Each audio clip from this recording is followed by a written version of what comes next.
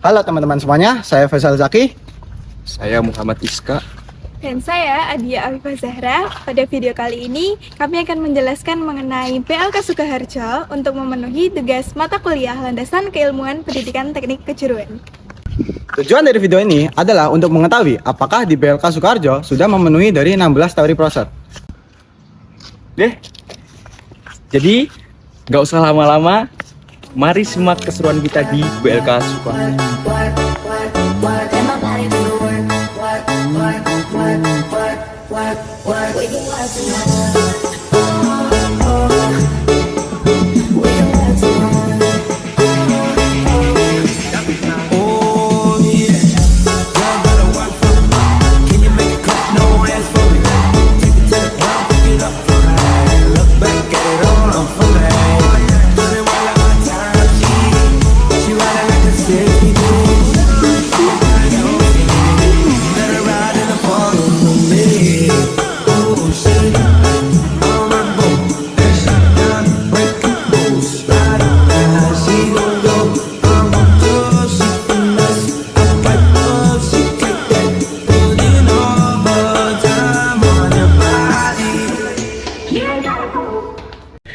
Nah, tadi sedikit cuplikan mengenai PLK di Sukoharjo, dan kita di sini juga mewawancarai siswa, para pengajar dan petinggi yang ada di PLK Sukoharjo untuk lebih mengetahui mengenai penerapan 16 dalil proser pada PLK Sukoharjo. Tahu PLK Sukoharjo tuh dari mana informasinya gitu, terus dorongan apa sih awalnya buat mengikuti di PLK Sukoharjo ini? Dari Mas Yunus mungkin? Saya dapat informasi pendaftaran PLK ini dari tetangga saya, dapat juga dari sosial media. Terus awalnya memutuskan untuk masuk PLK tuh kenapa? Saya ingin melanjutkan usaha orang tua saya. Terus Mas Wildan sendiri dapat informasinya dari mana, Mas? Itu dari teman kelompok. Itu ya memang basicnya dari kecil atau dari SMP SMA itu udah seneng masak, jadinya ingin menambah ilmu tentang kejuruan tata boga. Mas Yunus sebelumnya SMA-nya SMA 3 Sukoharjo. tuh ngambil jurusannya Bahasa. Mas Wildan nih? Kok SMK Teknik Pengelasan di Kalongan. Kalongan toh? Iya. Berarti bukan asli sini? Bukan. Mas Yunus asli sini? Saya asli Jambi. Wah, jauh-jauh banget ternyata. Oke. Berarti emang kalau Mas Wildan sendiri sebelumnya basicnya udah ada senang masak gitu ya? Terus dari Mas Yunus ya? Kalau saya emang Dorongan dari ngelanjutin orang tua ya, tadi? Tadi tua orang saja. Saya jual ya? pengen ngelanjutin saja. Gitu. Mungkin selanjutnya ini untuk pengen tahu kayak program di PLK tuh berapa lama atau pelatihan? Mungkin 1 bulan. Oh, 1 bulan doang berarti. Mas Wildan juga Iya, sama, sama, semuanya 1 1 bulan. Terus Untuk rencananya ke depan, Mas. Rencana ke depan setelah didapat dari BLK ini apa? Rencananya? Saya kalau bisa ikut kerja orang dulu. Kalau sudah dapat ilmu dari pekerjaan itu, saya akan membuat usaha sendiri. Jadi nambah-nambah ilmu lagi dari Ya, Mas. terus ya Mas Wildan? Untuk membuat usaha di rumah. Oh. Sekalian nemenin orang tua, kan anak terakhir, jadinya nemenin orang tua di rumah buat usaha daripada kerja di luar. Jadi Mas Wildan tuh awalnya tuh kan dari SMK itu tadi kan teknik pengelasan toh. Iya. Kenapa akhirnya lebih ngikutin dari basic yang udah bisa masak tapi nggak ngelanjutin dari jurusan yang sebelumnya diambil tuh? Kalau dilihat dari jurusan pengelasan itu membutuhkan kayak modalnya itu lebih besar daripada jurusan tata boga. Gitu. Nah, iya sih, cukup sih. Nah, itu tadi wawancara kami bersama siswa yang ada di BLK Sukoharjo. Sekarang kita akan menuju ke wawancara bersama pendidik, guys. Simak. Bapak sendiri kan masuk sini tuh hitungannya ASN berarti kan ya? Kalau saya non ASN. Oh, non ASN. ASN. Itu ada gimana prosedur untuk masuk itu? Apakah ada syarat minimal pendidikan atau gimana? Kalau untuk instruktur TK itu minimal nominalnya ya sarjana komputer Oh. pendidikannya. Cuman kalau saya kan saya kan dulu juga alumni sini. Alumni sini, terus instruktur TIK-nya nggak ada, saya diundang untuk mengajar di sini. Akhirnya bisa bekerja di sini. Ini udah dari tahun berapa tuh Pak? Ini PLK-nya?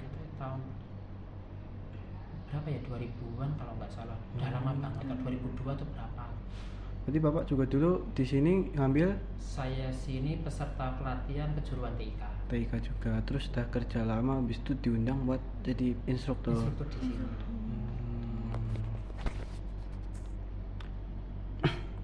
Lebih kayak ke interaksi sama siswanya ya Pak ya. Nah itu kan tadi kayak udah dilihat ya, Pak Yusuf nah gitu lah. Kok bisa deket gitu atau emang Ada ya ada cara khususnya gitu tuh, Oh. pendekatan Gimana? khususnya tuh. Nah, jadi kalau saya kan emang public speaking ya, jadi basic saya public speaking. Jadi dari saya dulu sekolah, Karang Taruna sekolah, kampus itu kegiatan saya nge-MC. Jadi saya bagaimana caranya bisa berbaur dengan mereka walaupun hanya sebentar, tapi mengena sampai lama gitu. Jadi posisi mereka kegiatan awal soft skill kan awal pengenalan BLK, terus tentang presentasi apa itu namanya profil BLK, terus kegiatannya, fasilitas itu kan saya berbaur dengan mereka. Jadi tetap saya ada kayak ice breakingnya. Jadi biar mereka itu kenal, oh ini Pak Yusuf lucu, seru, asik gitu. Jadi kalaupun jarang ketemu di kelas, aku masuk di kelas, mesti mereka akan makan hafal dengan nama. Kayak tadi kan Pak Yusuf gitu. Padahal posisi diem, kayak gitu. Jadi aku bisa membuat mereka bisa kayak apa itu namanya? Lebih dekat. Lebih dekat. Nah, walaupun jarang bertemu. Ya bertemunya cuma apel pagi. Kalau ini tadi kayak mengantarkan ke kelas-kelas itu tok. Tapi kalau untuk pelaksanaan kegiatan keseharian itu kan di kelas masing-masing. Jadi saya nggak mantau 24 jam. ya, walaupun kan ini juga nggak ada batasan umur ya Pak ya. Tidak ada. Ini juga agak kaget sih Ya, pada peserta ini, pelatihannya. interaksinya iya kan ngajar gitu. Nah, untuk kayak misal presentase untuk kayak yang habis lulusan sini tuh kayak kan ada, tadi kan Bapak sampaikan ada kerjasama sama pihak eksternal ya kan. Nah itu apa emang dari BLK tuh menjamin yang habis lulus ini tuh bisa kerja atau gimana? Kalau kita sebenarnya kalau untuk MOU dengan perusahaan nggak semua perusahaan ya, jadi harus ada seleksi perusahaan juga. Nanti yang untuk menyeleksi perusahaan itu sesuai dengan kejuruan di BLK itu dari bidang penempatan kerja. Jadi mereka ada evaluasi, terus nanti kan saya tanya ke bagian bidang penta, apakah ada perusahaan atau informasi lowongan kerja yang sesuai dengan kejuruan di BLK Sukoharjo. Oh ada, contohnya tekstil PT A gitu ya, PT Tekstil soalnya. Apakah ada kayak kontak person nanti bisa untuk mereka menyampaikan lowongan kerja perusahaan di sini bisa seperti itu. Jadi kalau kemarin itu yang sudah bekerja sama itu kayak BUMN ada, terus dari perusahaan tekstil. Kalau Sukoharjo kan perusahaan terbesar perusahaan tekstil. Dan dominan mesti peserta pelatihan kejuruan menjahit pasti pendaftarnya paling banyak seperti itu. Jadi ya kita untuk memudahkan para peserta untuk mencari lowongan kerja ya kita bantu dengan mengundang perusahaan untuk presentasi. Itu yang pertama. Yang kedua biasanya kita menginformasikan ke peserta itu bisa bekerja di perusahaan, bisa membuka peluang usaha. Dan alumni BLK Sukoharjo itu ada yang buka usaha sendiri. Contohnya kalau saya kan mengajar TIK, alhamdulillah peserta saya ada yang punya usaha percetakan sendiri. Usaha desainer kayak desain MT dan sebagainya itu sendiri di rumah. Jadi bagaimana saya bisa membuat peserta saya itu bisa unggul di bidang yang sudah saya ajarkan atau dari kejuruan yang lain diajarkan. Sama biasanya kalau kita pesan MMT itu saya nggak pesan ke tempat lain, saya pesannya ke siswa. Jadi dia akan mendapatkan membantu perekonomian mereka juga. Jadi kita ada timbal baliknya. Saya memberikan ilmu, kamu tak beli untuk itunya, jasanya tak beli untuk kita. Akhirnya sampai sekarang masih berjalan.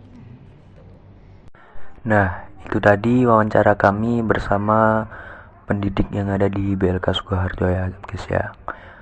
Sekarang kita akan menuju ke wawancara bersama petinggi atau kepala sekolah yang ada di BLK Sukoharjo guys ya. Simak guys. Aku Faisal dan ini temanku. Aku Adia Fifah, tapi biasa dipanggil Farah. Jadi kan kita dari Universitas 11 Maret tuh ada penugasan tentang mengenai pendidikan di kejuruan. Jadi kan PLK juga salah satu instansi yang menampungi para siswa untuk belajar tentang kejuruan kan ya Pak. Iya.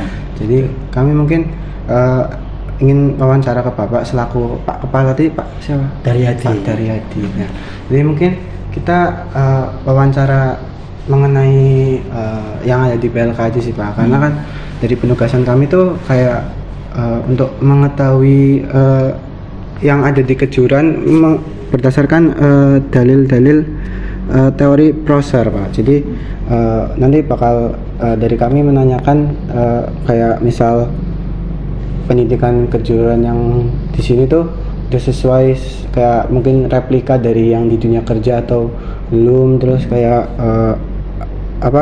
di pendidikan kejuruan itu udah mengenal kondisi kerjanya dan harapan dari pasarnya atau belum gitu Pak.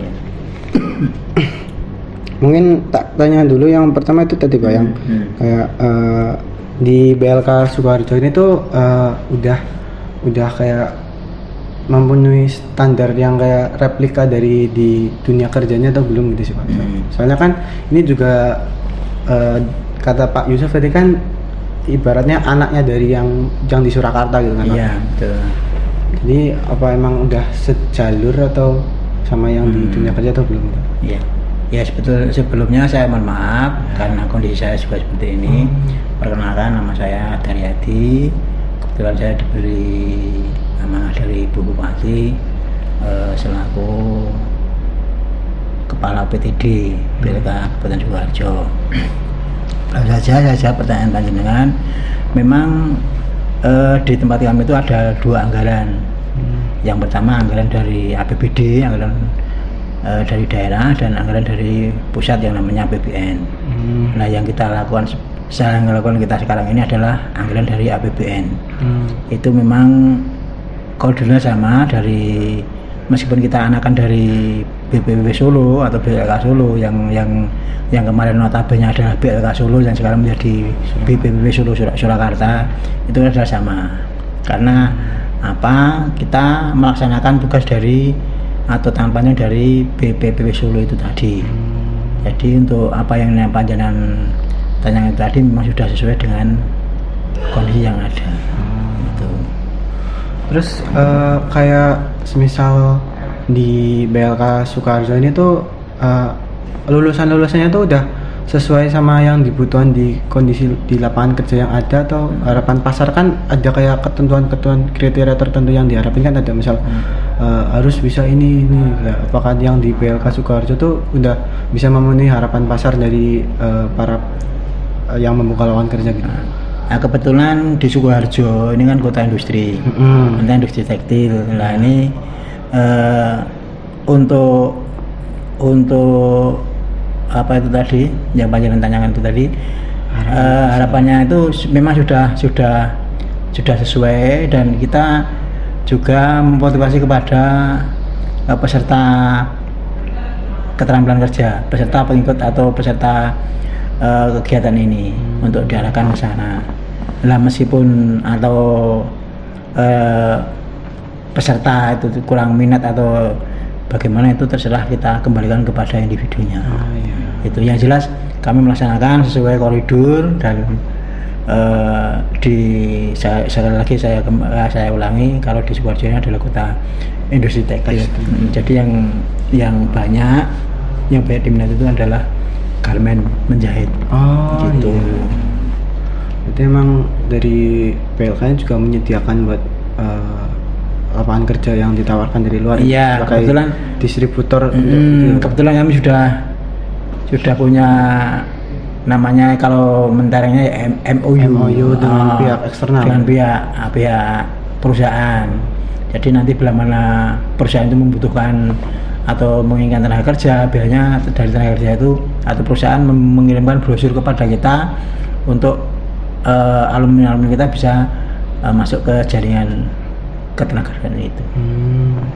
Dan saya informasikan kepada panjenengan bahwasanya untuk tahun 2024 ini adalah kita diberikan 9 paket pelatihan yang alhamdulillah 9 paket itu kita bagi menjadi 3 gelombang. Alhamdulillah gelombang pertama sudah berjalan kurang lebih 2 mingguan. Itu yang hari ini atau yang kita lakukan hari ini adalah yang pertama adalah menjahit atau garmen, terus tata boga, membuat roti dan kue itu, dan yang terakhir yang teknisi.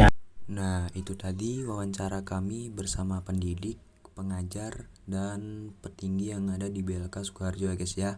Semoga dari wawancara ini kalian bisa menambah wawasan atau menambah informasi yang ada di BLK Sukoharjo ini guys. Nah teman-teman, tadi kan sudah melihat bagaimana BLK Sukoharjo, dan kita juga sudah mewawancarai dari peserta BLK, dari pendidik, dan juga dari kepala BLK Sukoharjo itu sendiri.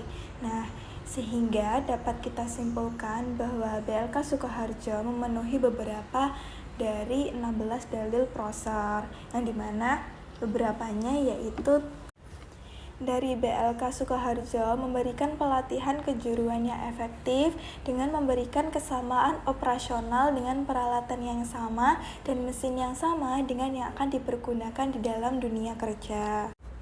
Lalu untuk BLK Sukoharjo sendiri itu juga memberikan setiap pekerjaan itu terdapat kompetensi minimal yang dimiliki oleh individu agar bisa menjabat dalam pekerjaannya itu. Lalu dari BLK Sukoharjo juga memberikan pendidikan kejuruan yang efektif dengan memiliki pelatih yang cukup berpengalaman dalam keterampilannya mengajar. Jadi itulah keseruan kita di BLK Sukoharjo. Saya Faisal Zaki. Saya Muhammad Iska. Dan saya Asia Zahra, pamit undur diri. Jangan lupa simak keseruan